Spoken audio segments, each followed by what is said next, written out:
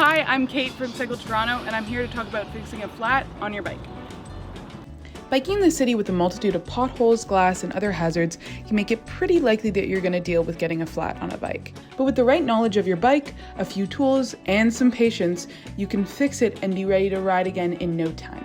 To fix a flat, you're going to need tire levers, a bike pump, and a patch kit or a new inner tube. The first thing you'll want to do before fixing a flat is to actually get out of the way of traffic, whether that be car, bike, or pedestrian. This could be a park or off a busy street, or even just as simple as walking home. Step 1. Removing the wheel and separating the tire from the inner tube. You can remove your wheel easily by using the quick release that's usually found in the center of the wheel. Sometimes it's not there, so you'll need some extra tools, but if it is, simply flip it out and then make sure that the brakes are also unclenched to easily remove it from your frame.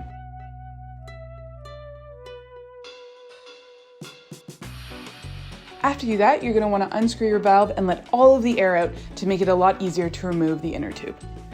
Now we can use the tire levers. So you're going to want to start opposite of the valve and slip the rounded end of the tire lever under the tire beading, and then hook it onto a spoke.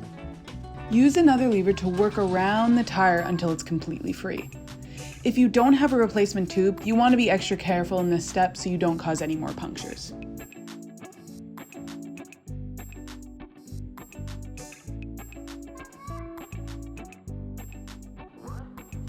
Once the tire is free, you should be able to easily take out the inner tube.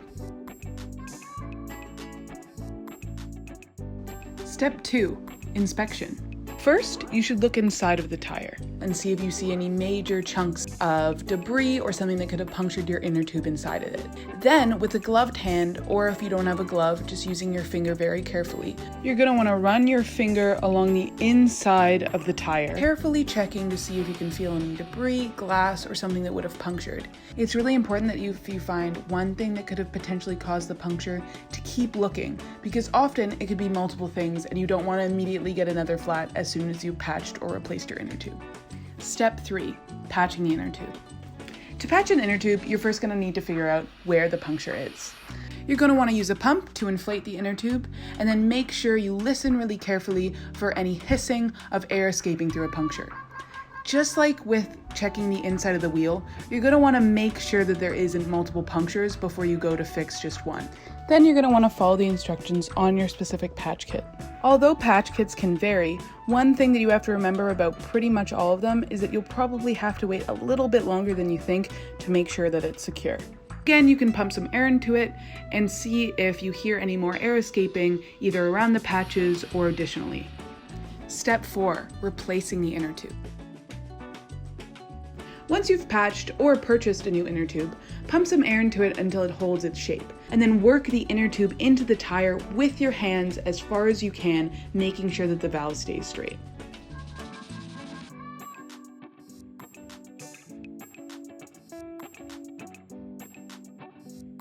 Then, starting at the valve, you want to work the other bead into the wheel using your hands. It can get a bit difficult depending on your tires, but try not to use the tire levers until you absolutely have to, because they can cause another puncture. Step 5. Pump your tires and bounce. Pump the tires until they feel firm at the heel of your hand, and then give them a good bounce on the ground to work out any small kinks in the inner tube. A really good tip here is to hold your wheel in the center and try to spin it, looking to make sure that everything is uniform as you spin around.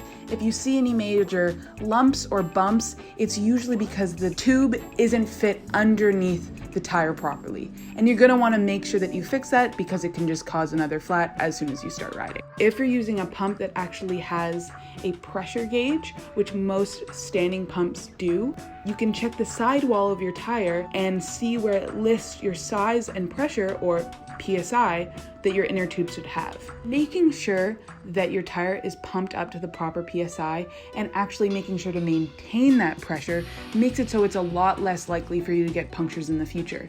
Flats will inevitably happen, but the more you can do to avoid them, the safer it can be.